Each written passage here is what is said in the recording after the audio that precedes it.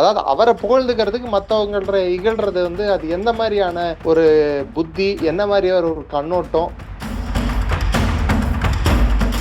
அதாவது ஒரு மனுஷனுக்கு ஒரு மன ரீதியான பிரச்சனை இருந்தா பரவாயில்ல, மனுஷனே மொத்தமாவே பிரச்சனையா இருந்தா கஷ்டம் தான் சார். இதுக்கு இந்த டிசார்டருக்கு இந்த மாதிரி கோளாறுகளுக்கெல்லாம் வைத்தியம் இது வரைக்கும் இல்ல. ட்ரம்ப் இதுல மறைந்திருந்தே பார்க்கும் மர்மம் என்ன அப்படின்ட்டு உட்கார்ந்து இருக்கு அப்ரஹாம் லிங்கன். உந்தன் சேஜல் மெசைல் அழகா இல்லை உந்தன் ட்ரோன் அழகா அப்படின்ட்டு. ஏன்னா எப்ப ஈரான் அடிக்கும், ஏன் மறைந்திருந்தே பார்க்கும் மர்மம் என்னன்னு ஜிபிஎஸ் வேற ஆஃப் பண்ணி வச்சிருக்காங்க. சைனா கண்டுபிடிச்சு சொல்லிட்டா, இல்ல ரஷ்யா கண்டுபிடிச்சு சொல்லிட்டா.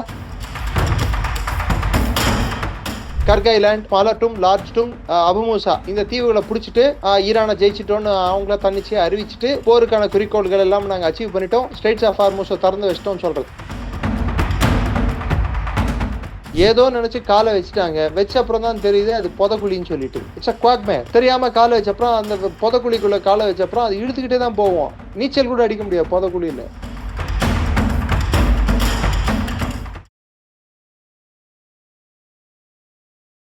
இளைய பாரத நேயர்களுக்கு வணக்கம். இன்னைக்கு நம்ம நேர்காணல நம்ம சிறப்பு விருந்தினர் டிஃபென்ஸ் எக்ஸ்பர்ட்டான டாக்டர் நிரஞ்சன் சார் அவர்கள் தான். சார் வணக்கம் சார். ஜெய்ஹிந்த். ஜெயின் வணக்கம். நான் முதல் கண் ராமநவமி நல்வாழ்த்துக்கள். உலகம் எங்கும் அமைதி பரவட்டும். நிச்சயமா சார்.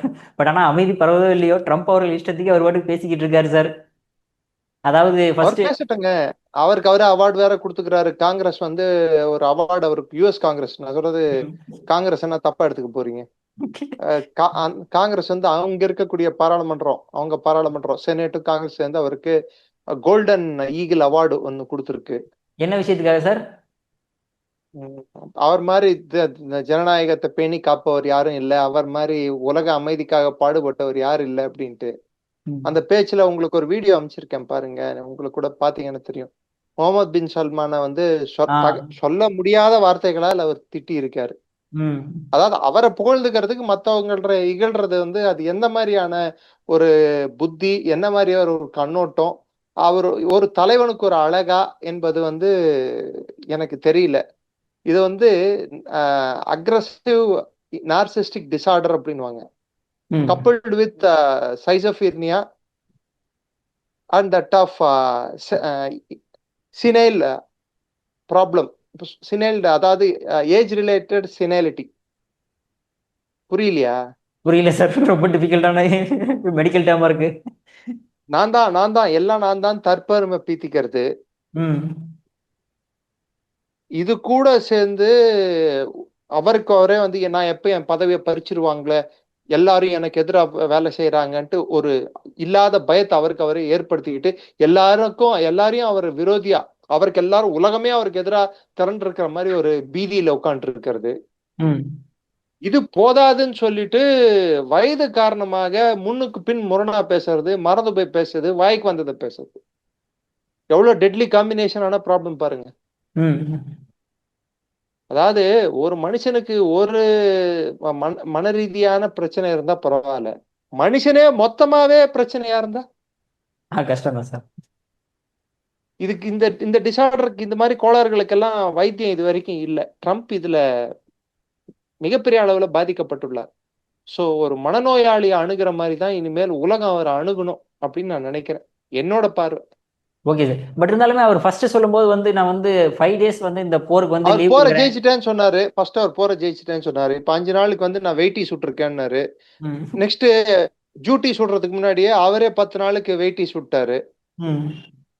இவர் எப்போ டியூட்டி சொல்லுவாரு, எப்போ அதாவது திரும்பி trial, all trial, first ball அப்படின்னு ஸ்டார்ட் பண்ணுவாரா எப்படின்னு எனக்கு தெரியல. இல்ல ஃபர்ஸ்ட் பால்ல போல்ட் ஆயிடுச்சுன்னா 6 அடிச்சிட்டாங்கன்னா no no no no no no no இது நான் வந்து ஸ்லோவா போட்டேன், திரும்பி ஃபர்ஸ்ட்ல இருந்து போடுறேன் அப்படின்னு சொல்லி ஸ்டார்ட் பண்ணுவாரா எப்படின்னு தெரியல. ஆடுறது எல்லாமே போங்காட்டம் ஆடிட்டு இருக்காரு இவரு. கண்ணாமூச்சி ஆடுறான்னா கூட கண்ணை கட்டிட்டு ஆடுவேன்னா, இல்ல எனக்கெல்லாம் கண்ணு கட்டே போடக்கூடாது, நான் கண்ணை மூடிட்டு ஆடுவேன், அதான் கண்ணாமூச்சி அப்படின்றாரு. இவர் கண்ணை மூடி இருக்காரா இல்லையான்னு பார்க்காததுக்கு ஒரு ஆள் வேற பார்த்துட்டு இருக்க வேண்டியதா இருக்கு. சோ ஆடுறது எல்லாமே போங்காட்டம். அதனால்தான் அவங்களோட முன்னாள் அதாவது போர் அமைச்சர், போர் செக்ரட்டரி தானே, போர் செயலாளரோட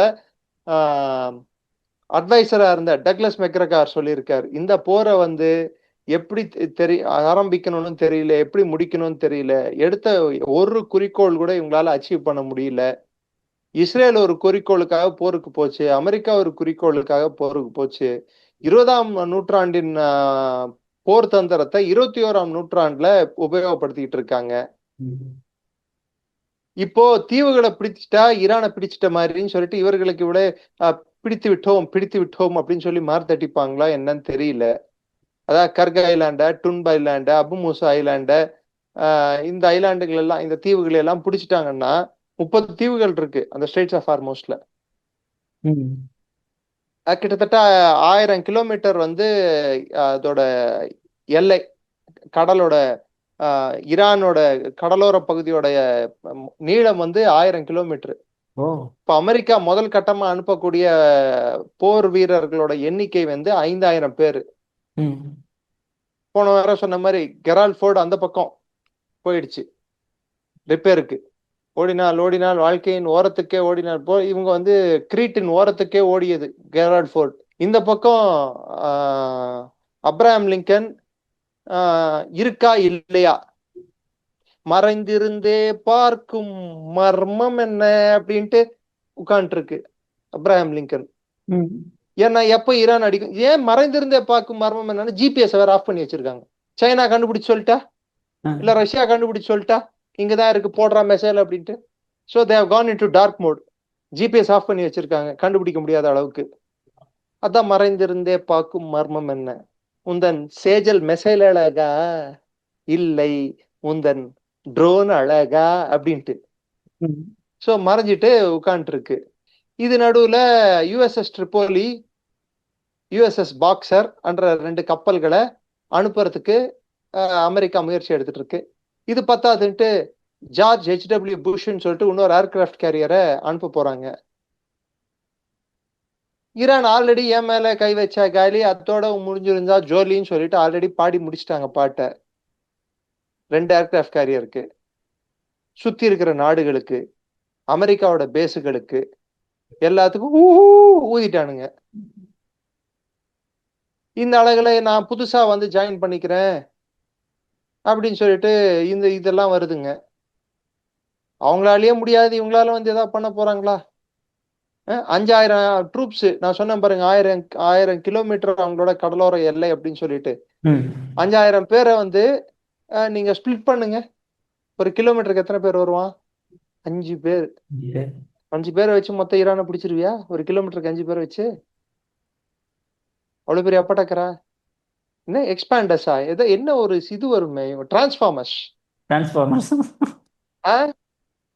வர வர ட்ரம்போட ரொம்ப அவர் கார்ட்டூன் படமும் இது மாதிரி சயின்ஸ் ஃபிக்ஷன் படம் பார்த்துட்டு இருக்காரு போல இருக்கு. அதை பார்த்து அவர் வந்து என்னோட 5000 படைகள் 5 லட்சம் படைகளுக்கு இணையானது அப்படின்னு சொல்லிட்டு உள்ள அனுப்புறாரு. இதுல வேற நான் வியட்நாம் மாதிரி ஒரு போருக்கு தயார் அப்படின்னு சொல்லியிருக்காரு. வியட்நாம்ல செத்தது யார் புள்ளியோ இல்ல, இப்ப சாக போறதும் யார் புள்ளியோ இல்ல. டான் ட்ரம்போ இல்ல ஜெராட் குஷ்னரோ போருக்கா போறாங்க? இல்ல, யார் பெத்த புள்ளியோ போகுது. எனக்கு என்ன வந்தது? இதுல வேற 82nd ஏர்பான் டிவிஷனை வேற அனுப்பிட்டு இருக்காங்க. அது ஸ்பெஷல் போர்சஸ், அதாவது பேரா மூலமாக குதிச்சு கிட்டத்தட்ட 2000ல இருந்து 3000 பேர். சரி, எப்படி பார்த்தாலும் ஒரு மொத்த கோஸ்ட் லைனுக்கு ஒரு 7 பேர்ல இருந்து ஒரு கிலோமீட்டருக்கு 7 பேர் 8 பேர் தான் அனுப்ப முடியும் உங்களால. ஈரானோட மொத்த படைபலம் வந்து ராணுவமே 6 லட்சம். அவங்களோட ஐஆர்ஜிசி ஒரு 2 லட்சத்துல இருந்து 3 லட்சம் இருக்குன்னு வச்சுக்கோங்க. பசீஜ் ஒரு 2 இருந்து 3 லட்சம் வச்சுக்கோங்க. மொத்தம் சேர்த்தா ஒரு 12 லட்சம் பேர் தருவாங்க, 10ல இருந்து 12. விதி வலியது, இதான் சொல்லணும் நான். என்ன வாங்க இவங்க நிலைமை என்ன? இப்ப வேற ஈரான் வேற புதுசா வந்து அவங்க பழைய முன்ன யூஸ் பண்ண ஒரு டைப் ஆஃப் ஃபயர் பால்ஸ், அதாவது ஸ்பிளிண்டர்ஸ், கரெக்டா ஸ்பிளிண்டர் மோட்டார்ஸ்ன்னு சொல்லுவாங்க, அந்த மோட்டார்ஸை வந்து காட்டியிருக்காங்க. ஹெலிகாப்டருங்க எல்லாம் வேற போகுது. ஹெலிகாப்டர் லோ ஃபிளைங் தான், ஹை ஆல்டிடியூட் ஃபிளைங் பண்ண முடியாது. லோ ஃபிளைங் பண்ணும்போது இது கீழே இருந்து போய் மேல போய் நம்ம இந்த 7 ஷாட்ஸ் வெடிக்கிற மாதிரி வெடிக்கும். அது டுப்பு டுப்பு டுப்பு டுப்புன்ட்டு. இது எதுக்குடானா பேராஷூட்ல வேணா லேண்ட் ஆகிறான்னா மேலேயே அப்படியே செத்துருவான், கீழே தொப்புன்னு வந்து விடுவான். இல்ல பேராஷாட்ல போய் சொருவிச்சுன்னு வச்சுக்கோங்க, பேராஷாட் கிழிஞ்சிருச்சுன்னா என்ன ஆகும்? அவ்வளவுதான், அப்படியே வந்துடும். அங்கேருந்து அப்படியே ஃப்ரீ ஃபால் தான். ஸோ இது இது இந்த இதை வந்து புதுசா அவங்க எப்பயோ பண்ணி வச்சதை இப்ப யூஸ் பண்ண போறாங்க. ஸோ அதனால அமெரிக்காவோட policy islands, Garg island, smaller டும், லார்ஜ் டும், அபுமூசா, இந்த தீவுகளை பிடிச்சிட்டு ஈரானை ஜெயிச்சிட்டோன்னு அவங்கள தன்னிச்சையை அறிவிச்சுட்டு போருக்கான குறிக்கோள்கள் எல்லாம் நாங்கள் அச்சீவ் பண்ணிட்டோம், ஸ்ட்ரெயிட்ஸ் ஆஃப் ஹார்மூஸை திறந்து வச்சிட்டோம்னு சொல்றது. சரி, இதுக்கு இஸ்ரேல் தயாரா? No, I am not, I am busy with Lebanon அப்படின்னு இருக்காங்க. ஹெட்லைன்ஸ், அதாவது ஹிந்துஸ்தான் டைம்ஸ் அவங்க இதுல வந்ததும் சரி, டைம்ஸ் ஆஃப் இந்தியால வந்திருக்கிற இதுவும் சரி, அதே போல ஜெருசலம் போஸ்ட்லயும் ஒத்துக்கிட்டு இருக்கிறதும் சரி, இந்துஸ்தான் டைம்ஸ்லயும் டைம்ஸ் ஆஃப் இந்தியாலையும் அதிகாரப்பூர்வமாவே அவங்க என்ன சொல்லியிருக்காங்க, கிட்டத்தட்ட 100 மெர்காவா டேங்க்ஸ் கிட்ட லெபனானை நோக்கி படையெடுத்த இஸ்ரேலி ராணுவத்தோட பீரங்கிகள் 100 பீரங்கிகளுக்கு மேல சேதமடைந்து விட்டது, அழிக்கப்பட்டுள்ளது அப்படின்னு போட்டிருக்காங்க. Jerusalem post conservative estimate at least ஒரு 60-70 சொல்றாங்க. ஒரு டேங்கோட விலை எவ்வளவு தெரியுமா? $6 மில்லியன். 6 மில்லியன் into 100 போச்சு. ஸோ நான் சொன்னேன், இதுக்கு முன்னாடியே சொன்னா நான் என்ன சிஏல வேலை பார்த்தேன்னா, இல்ல மொசாத்ல வேலை பார்த்தேன்னா, இல்ல கேஜிபில வேலை பார்த்தேன்னா, இல்ல வேற ஏதாவது வேலை பார்த்தேனான்னு கேட்பாங்க. இதுக்கு வேலை பார்க்கணும்னு அவசியம் இல்லை. கன்வென்ஷன் மிலிட்டரி விஸ்டம்னு ஒன்று இருக்கு. அந்த சப்ஜெக்ட் படிச்சவங்களுக்கு வந்து அடிப்படை புரிதல் இருக்கும். அந்த சப்ஜெக்ட் படிச்சுட்டு வந்ததுனால நானும் சில விஷயங்களை, போர்களை, போர் வரலாற்றுகளை நாங்களும் படிக்கணும்ன்ற காரணத்தினால அதுல இருந்து நாங்க கத்துக்கிட்ட பாடங்கள், அதாவது மிலிட்டரி ஹிஸ்டரின்னு ஒரு பேப்பர் இருக்கு எங்களுக்கு, அதுல இருந்து நாங்க கத்துக்கிட்ட பாடங்கள் இஸ்ரேல் எத்தனை போர்கள் பண்ணியிருக்குன்னு கூட இங்க இருக்கிற நிறைய மெத்த படித்தவர்களுக்கு தெரியாது, தெரிய வாய்ப்பில்லை. அதற்கு காரணம் அவர்களின் இயலாமை, புரிதல் இல்லாமை. ரெண்டாவது, அவர்கள் இருக்கக்கூடிய நிலப்பரப்பு அப்படிப்பட்ட நிலப்பரப்பு. குமரிக்கும் கும்மிடி பூண்டிக்கும் இடையே எங்கள் வாழ்க்கையை ஓட்டி அதிலேயே எங்கள் வாழ்வின் உச்சத்தை கண்டு மிச்சத்தை பார்த்து வாழ்க்கையை முடித்துக் கொள்ளும் நடைமுறை தான் இங்கே செயல்பாட்டில் உள்ளது, இதுதான் எங்கள் மாடல் அப்படின்னு சொல்ற மக்கள் தான் இங்க பாதி பேர். என்ன, அவங்களுக்கு வந்து தெரியாது. ஸோ அடிப்படையை எடுத்து பார்த்தா இஸ்ரேல் 1948 முதல் போர் வந்து ஒரு மாதங்களுக்குள்ளேயே தான் நடந்தது. 56 சூயஸ் கிரைசிஸும் இஸ்ரேல் வந்து டாக்டிக்கலா வின் பண்ண மாதிரி இருந்தாலும், இஸ்ரேல் இத்தனைக்கும் பிரிட்டனோட சப்போர்ட் இருந்து, பிரான்ஸோட சப்போர்ட் இருந்து இஸ்ரேலால அந்த போரை ஜெயிக்க முடியல. சூயஸ் கால்வாய்க்காக ஏற்பட்ட போர் 1956. 67 முன்கூட்டியே தகவல் தெரிந்ததால 6 டே வார்ன்னு தான் சொல்லுவாங்க அது பேரு. இன்டர்நெட்ல போய் செக் பண்ணிக்கோ. 6 நாள் தான். முதல்லயே இஸ்ரேலிய விமானப்படை வந்து ஈஜிப்டோட விமானப்படை தரையில இருந்த எல்லா விமானங்களையும் அழிச்சிட்டதுனால போர் ஈஸியா அவங்களால ஜெயிக்க முடிஞ்சது. அதற்கு காரணம் இஸ்ரேலோட உளவாளி சிரியாவோட அரசாங்கத்திலேயே உயரிய பதவியிலேயே உள்ள நுழைஞ்சிட்டான். எலி கோஹன் வரலாற்று சிறப்பு மிக்க ஒரு மொசாத் ஏஜென்ட். போய் பாருங்க, 6 நாள்ல முடிஞ்சிருச்சு போர். அதை 73 அப்படியே ரிவர்ஸ் ஆச்சு. அன்வர் சாதாத்தோட மருமகனை டபுள் ஏஜென்டா மாத்தி அனுப்புனாங்க. அவன் வந்து போருக்கு ஒரு நாள் வந்து இந்த நாள் தான் இன்வைட் பண்ண போறாங்கன்னு சொன்ன உடனே இஸ்ரேல் ஜாலியா வந்து அவங்க ஹார்வெஸ்ட் ஃபெஸ்டிவல் அக்டோபர் மாசத்துல வரும், யாம் கபூர் அப்படின்ட்டு ஒரு ஃபெஸ்டிவல். அந்த ஃபெஸ்டிவலை செலிப்ரேட் பண்ணிட்டு இருக்கும்போது ஈஜிப்ட் வந்து 67 எந்த பகுதியெல்லாம் இஸ்ரேல் பிடிச்சாங்களோ அந்த பகுதியெல்லாம் தாண்டி சூயஸ் கால்வாயும் தாண்டி சினை பெனின்சுலாவை திரும்பி பிடிப்பதற்கு தாண்டிருச்சு, கிட்டத்தட்ட பிடிச்சிருச்சு. அதுக்கப்புறம் அமெரிக்கா சப்போர்ட்ல தான் வந்து போர் நீடிக்கவே கடைசியில இழுபறியில முடிஞ்சது. ஆனா அது ஈஜிப்டுக்கு டாக்டிக்கல் விக்டரி. 1973 வார், யாம் கபூர் வார் அப்படின்வாங்க. அது Israel was taken by surprise. அதுக்கப்புறம் 1982ல லெபனான்ல வந்து பிஎல்ஓ ஒடுக்கிறதுக்காக உள்ள போனாங்க. லெபனான்ல ஒரு சிவில் வாரே வெடிச்சது. ட்ரூஸுக்கும் கிறிஸ்துவர்களுக்கும் அங்க இருக்க பிஎல்ஓக்கும் மற்றவர்களுக்கும் ஒரு பெரிய போரே வெடிச்சு அதுல இஸ்ரேல் போய் முதல்ல உள்ள போகும்போது இஸ்ரேல வந்து எல்லாரும் வரவேற்றாங்க. எஹுத் பராக்ன்ட்டு இஸ்ரேலோட முன்னாள் பிரதம மந்திரியோட ஸ்டேட்மெண்ட்ஸ் எல்லாத்தையும் எடுத்து பாருங்க. எல்லாரையும் அவங்கள வரவேற்றாங்க. உள்ள நுழையும் போது அவங்கள வந்து கொண்டாடி தீர்த்தவங்க, வரவேற்றவங்க. திரும்பி ரிட்டர்ன் போகும்போது துரத்தி அடிக்காத குறையா இஸ்ரேல் ராணுவம் ரிட்டர்ன் வந்தது லெபனானை விட்டு 1982ல. அதுக்கப்புறம் எடுத்து பாத்தீங்கன்னா 2006ல 1 மாத காலம் லெபனானை போய் கைப்பற்றினாங்க இஸ்ரேல். சதன் லெபனான் எடுத்த குறிக்கோள் முடிக்க முடியாம கரெக்டா 31 நாள்ல திரும்பி வெளியே வந்தாங்க.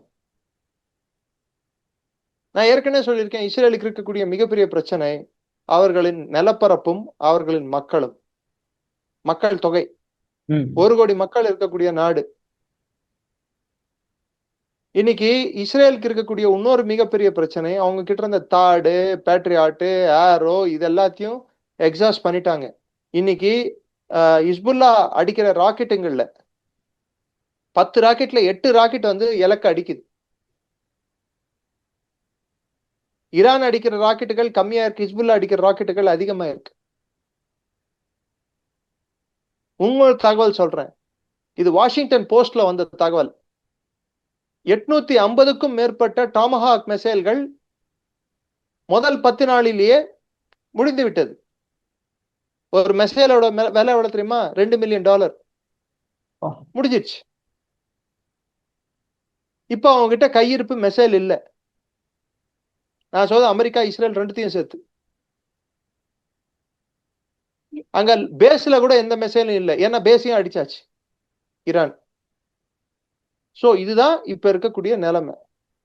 சோத்திரியும் அடிச்சாச்சு, சேத்திரியும் அடிச்சாச்சுன்னு சொல்லுவாங்களே, அது போல.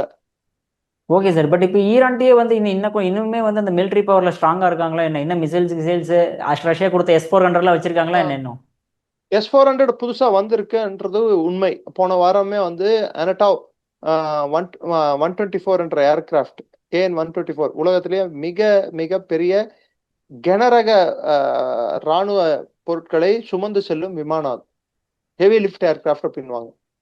அந்த ஏர்கிராஃப்ட்ல 4 பேட்டரி S-400 வந்து ரஷ்யா வந்து 17 விமானங்கள் மூலம் சப்ளை பண்ணிருக்கு.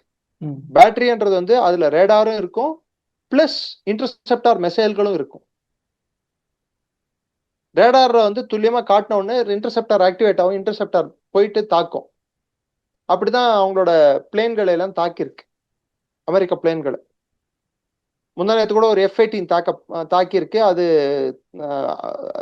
அடி வாங்கிச்சா இல்ல மொத்தமாவே அழிஞ்சிருச்சான்னு சொல்லிட்டு தெரியல. F-18 ஹார்னெட், F-22 பிளேன்களை தாக்க முடியுது உங்களால, இப்போ F-16 தாக்க முடியுது. எல்லா பிளேன்களும் அடிக்கிறாங்க. இந்த பாசுக்கான இன்னொரு காரணமும் அதுதான். they are reworking their strategy. அவங்க போர் யுக்தியையும் போர் தந்திரத்தையும் கொஞ்சம் மாற்றி அமைக்கிறதுக்கு யோசிக்கிறாங்க. அதாவது ஏதோ நினைச்சு காலை வச்சுட்டாங்க, வச்ச அப்புறம் தான் தெரியுது அது புதக்குழின்னு சொல்லிட்டு. It's a quagmire. தெரியாம காலை வச்ச அப்புறம் அந்த புதக்குழிக்குள்ள காலை வச்ச அப்புறம் அது இழுத்துக்கிட்டே தான் போவோம். நீச்சல் கூட அடிக்க முடியாது புதக்குழியில. அப்படிப்பட்ட ஒரு புதக்குழியில மாட்டிக்கிட்டா இருக்காரு இப்போ ட்ரம்ப். இது இல்லாம உலகத்தோட வர்த்தகத்தை ட்ரம்ப் வந்து முழுகடிக்கிறாருன்னு சொல்லிட்டு அமெரிக்கா மேல பெரிய அதிருப்தி வளர்ந்துகிட்டே வருது. இன்னொரு தரவு சொல்லட்டுமா? சிரிப்பீங்க. இந்த போர் தொடங்கியதுல இருந்து ரஷ்யா சம்பாதிச்சிருக்கிறது எவ்வளவு தெரியுமா? இதுக்கு முன்னாடி அவங்க மாசத்துக்கு $12 பில்லியன் சம்பாதிச்சிட்டு இருந்தாங்க எண்ணெய் வர்த்தகத்துல. இந்த மாசம் மாத்திரம், அதாவது 28 இன்னைக்கு 28, போன 28ல இருந்து இந்த 28 வரைக்கும் $24 பில்லியன் சம்பாதிச்சிருக்காங்க எண்ணெய் வர்த்தகத்துல. சோ இப்ப என்ன பண்ணுவான் ரஷ்யா? இந்த போர் நீள்றதுக்கு அவன் சப்ளை பண்ணுவானா பண்ண மாட்டானா? நிச்சயமா. ஒரு பக்கம் இது இருக்க, இன்னொரு பக்கம் இன்னொரு நடந்திருக்கு. ரஷ்யா வந்து அவங்களோட பொருளாதாரமே கூட இந்த போர் அமெரிக்கா நினைத்தது போல் 4 மாதம் 6 மாதம் நீடிச்சதுன்னா $400 பில்லியன் வரைக்கும் சம்பாதிக்க முடியும். ட்ரம்போட டிஃபென்ஸ் இண்டஸ்ட்ரியோட வளர்ச்சி, லாக்ஹீட் மார்டின், போயிங், இது மாதிரி ராணுவ நிறுவனங்கள், அமெரிக்கால இருக்க ராணுவ நிறுவனங்களோட ஷேரோட பங்கு சந்தையில அவங்களோட வளர்ச்சி பாத்தீங்கன்னா அபரிவிதமா இருக்கு. 30%ல இருந்து 50% ஷேர் வேல்யூ ஏறி இருக்கு. $100 பில்லியன் அளவுக்கான எண்ணெய் நிறுவனங்கள் லாபம் அடைந்துள்ளன. அமெரிக்காவில் எண்ணெய் நிறுவனங்கள். சோ அமெரிக்கா லாபம் அடையுது, ஓகே. இந்த பக்கம் அதுக்கு லாபத்துக்கு ஈக்குவலான நஷ்டமும் அடைஞ்சிட்டு இருக்கு. அதுக்கு இதுக்கு அது சரியா போச்சு. இதுல சண்டையே பண்ணாம என்னடா யுக்ரைன்ல கோத்து விட்டீங்க, வா வா வா ராஜா வா, உள்ளே வா அப்படின்னு சொல்லிட்டு உள்ள வர வச்சு கோத்து விட்டு மாட்டி விட்டு இன்னைக்கு சும்மா சொல்லக்கூடாது, Russian strategy is a brilliant strategy. Putin has executed a wonderful plan. அவர் மாதிரி ஒரு தெளிவான சிந்தனை கொண்ட ஒரு ஜனாதிபதி வந்து பார்க்கவே முடியாது. ட்ரம்ப் வந்து பிஸ்தாப்பு கெத்து இதெல்லாம் காட்டினாரு. டேய், பேட்டைக்கு ஒரு பிஸ்தா தாண்டா, அது நான் மாத்திரம் தாண்டான்னு புட்டின் காட்டிட்டாரு.